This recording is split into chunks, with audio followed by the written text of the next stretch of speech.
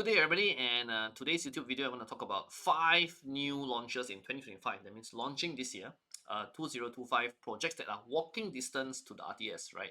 So, as you guys know, I'm a big fan of projects in JB that are walking distance to the RTS. I've covered it in my previous videos. Why? This is important because you want to be near the train, right? Like in Singapore, like anywhere, people always want to buy a project where you can have convenience, easy access to the train. And this train is a damn important train, right? Because this train is the one, the RTS train is the one that connects to Singapore. So everybody will be entering JB from Singapore through this station. So this makes this station a very, very important station. Okay. So we want walking distance because you're going to take drive 10 minutes, 20 minutes, then it doesn't really matter. Then, whether once you enter the car, you drive 10 minutes away or 20 minutes away, then you have to drive a car. There's a car cost and there's a big risk of traffic jams, right? So we want to buy near RTS station. Okay, so these 5 projects, right? Some of it already some pre-marketing going on, right? But these are the 5 projects that are going to launch officially launch this year in 2025 that are walking distance to RTS. So when we say walking distance, we are defining it probably under a kilometer, right? With can walk lah. The one cannot walk one, right? Or very unlikely that you can walk. Okay. So the first one, my number 5, is the former Hotel Central, which I think the project name is called Gen Rise, right? Former Hotel Central. Now, Hotel Central is a hotel, right? Just behind Grand Blue Wave Hotel. If I show you the map over here, it got bought over by a private developer from KL, and they tore down the hotel and they're launching a project here. So this developer is it's from KL. It's a private developer. So we don't know very much about them. We know that they have some track record, but usually is smaller projects, right? In KL, not much other information. Otherwise, so this project, the Gen Rise, will have 732 units on the site, maybe just over 1 acre or roughly 1 acre site, right? Freehold, right? Definitely freehold. And our distance to RTS is about 700, 800 meters, right? What I like about this project, I think they were the first one to introduce the dual key 1+1 layout. So they have a dual key layout where they got 2 rooms, 1+1 dual key, right? Which I think is popular, right? For rental purposes, definitely, I think this is a popular layout. A lot of people like it. And the pricing, I think so far they're trying to sell or set the pricing of around 1,000 ringgit per square foot, which is fair, right? Nobody will fault it. But the cons about this project is I don't like small project, as you know. I like bigger projects, right? Same situation like Singapore, right? We like bigger projects. So this is a small project, only one block. So it means that your facilities will be quite small, right? You cannot have a lot of facilities on a small site. So even the swimming pool, the gym, all this will tend to be very small, and I think will not be very what do you call that? Enticing lah. Small swimming pool on the roof, small gym, small facility floor, nothing much to really enjoy. And actually this project, right, is actually blocked by 3 sites. If you look at the site, right, the front, the back, and the left is also blocked, so there won't be much in terms of view. No view, I think, for the units here, or very little view, right? And the last facing, which is not blocked, is actually facing west, which means it's facing west sun. So I don't know. Yeah. So yeah, and foreigners for this project must buy above 1 million ringgit. They don't have exemption. So if you want to buy the small sizes, the 500,000, 600,000, those kind of price range, you cannot buy if you are Singaporean, right? That one have to sell to local, right? And and like I said, the other big problem I had, because it's a private developer, so we don't know their financials. We're always a bit worried that something happens, like to Quayside JBCC, where they get into legal or financial discussion disputes that may delay the project. So this is my reasons why I don't. The cons are the negatives of this project, right? But they are here, right? And they are again one of the few projects launching this year near the walking distance to the RTS. Okay. They also have a bridge, right? A proposed link bridge, right? But it's proposed, right? So no confirmation at this stage, right, that the link bridge will actually get built. So like all the solo block projects here, right, like Sky Habitat, V at Summer Place, Sky Suites, right, the problem of them is they don't have any bridge. So you want to walk to RTS, you have to walk generally outside in the rain, right, in the weather. So if it rains or it's very hot, it's not comfortable, right? So that's why all these projects are suggesting to build a link bridge, right? But as of now, there's no link bridge, and this link bridge is also proposed only, so we don't know whether it will actually happen or not. At number 4 is the former FGJB Connoisseur Food Court, right? This food court just opposite R&F. Very popular food court actually because all the residents like to go to this food court. There was some live music at night. It's a nice place, very happening. I like the food court as well. But they closed down the food court because they're going to take back the site to build this condo, which I think the tentative name is Summer Suites, right? So this project is also freehold, right? Distance to RTS around 850 meters. Actually, it's not very far from the Gen Rise the option number 5 earlier, just quite nearby. Johor private developer is a JB developer. They have done some projects in JB over the past decade, I think. Young management, I think they like to do the funky design thing. Small site though, 1.4 acres, 748 units, 748 units over 1 acre. So again, same problem, which I think is small site, only one solo tower, which again means facilities are not a lot or have to share by on the small site. So you can't have a big swimming pool, you can't have a big gym, right? Yeah, yeah, these are the same problems as the other. And then they also have a proposed link bridge. Again, it's still proposed. At this stage, we don't know whether this link bridge will be completed or not. The good thing, however, is like I said, this developer is the same developer as V at Summer Place. So if you guys know V at Summer Place, it's the same developer.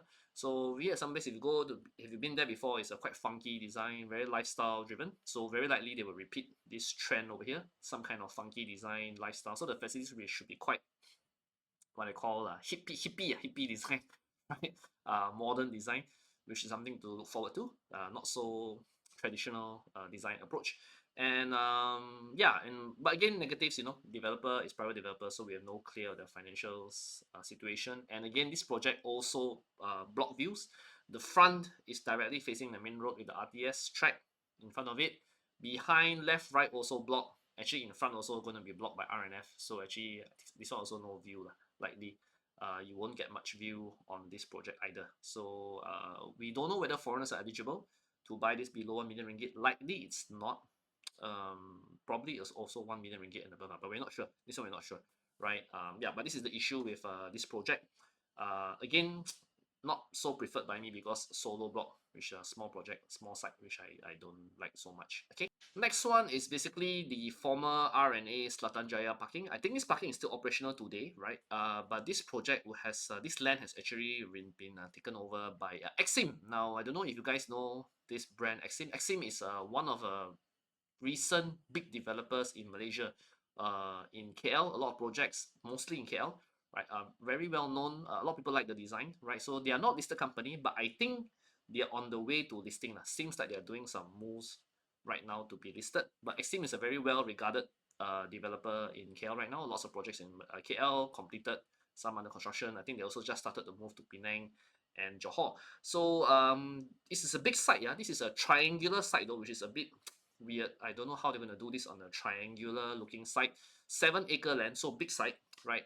And they said they will have 2 phases, and then 3 blocks on each phase, so total 6 blocks, right? And based on phase 1 discussion, right, they said that 1 block will be an Airbnb tower managed by an Airbnb operator, and 2 more blocks are residential. So they're going to try and split the Airbnb units and the residential units, right? So judging from the size, I expect 2,000 units at least, probably more, right? It will likely hit the 3,000, maybe more range in terms of total units overall across both phases. And this one we heard the project will be quite tall, maybe 60 stories or higher. Not sure. This is some rumor we heard, not very confirmed at this stage. And then one thing about Exim is that they have a very design style that I think a lot of Malaysians and Singaporeans will like, because if you've been to an Exim project in KL, right, I think you will like it. It's a very modern, a bit funky design also. So a lot of people will like the Exim design approach, right? Recently, Exim actually launched a project in JB. Actually, last year, 2024, I think they launched a project called Asturias in Jalan Kebonte, which is north a little bit, right? A bit north. Leasehold though, but 600 plus per square foot. I think they sold very well. So Exim is yeah, a lot of young people will like this design aesthetic. So I think we expect Exim to do very well here as well. Considering their track record in Malaysia, I think no one would doubt the execution capability of Exim because they have a very big name now and they are very aggressive. So they have a lot of projects. So unlikely you will see any issue with the Exim product, right? A well-regarded product. And pricing, we have no information, but roughly it will probably be around 1,000 per square foot as well, ringgit. It's interesting to see how they will sell the Airbnb unit compared to the normal residential unit. So likely there'll be some packaging there, depending on which type of property you prefer to buy.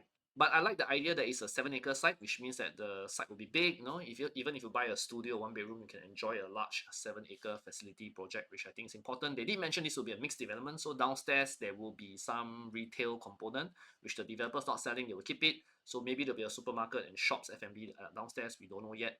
but they did mention that this will be a mixed development. One problem with this site is, like I said, it's a triangular site and it's somewhat at the back, which means that you don't have very good road frontage. So if you're driving a car and you want to come to this project, the road access is not obvious. You may have to use the Homean loop behind road to get to this project. I'm not sure whether they're changing anything to make this more accessible.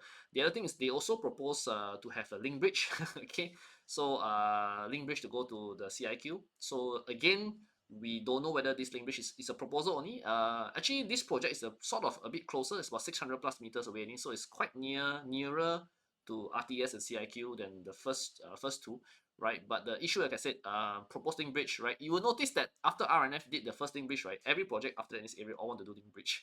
Actually, all the link bridge sort of tap into the R&F link bridge, which means their link bridge proposal, right, is to build a link bridge from their project to the R&F link bridge to connect into it, all connect to the main pipe. So I don't know whether R&F people are happy with that. But the link bridge right now actually is managed by the government, MBJD. So we don't know whether how these discussions will go on, right? Whether all these link bridge proposals will come true, lah. But yeah, so I like Exim. I think Exim is a formidable option, right?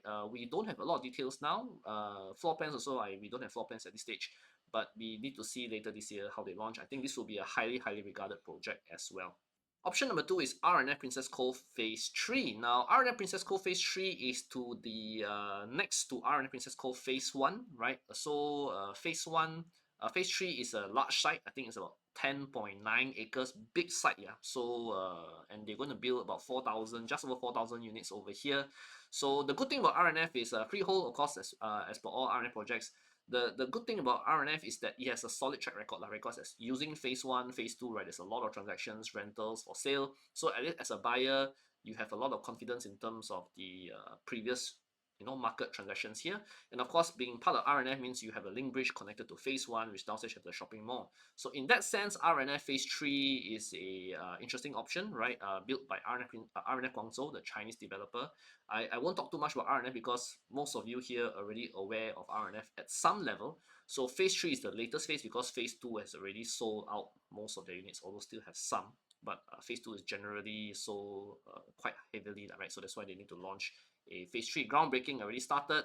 And the good thing about phase 3 is that because the site is big, right? This time they're going to focus more on sports concepts in phase 3. So you will have some facilities like, for example, proper badminton courts, proper basketball courts. Do you know that, like we talk so much about this thing, a lot of the projects earlier, and in fact some existing projects even in this area, right, don't have basketball court or badminton court, right? No space. Okay, but phase 3 r&f, I think they're going to be the only project here with the land, and they're going to commit to this full basketball courts, full badminton courts. So I think that's interesting, right? If you find that something important to you for facilities, right? So they will have it in phase 3.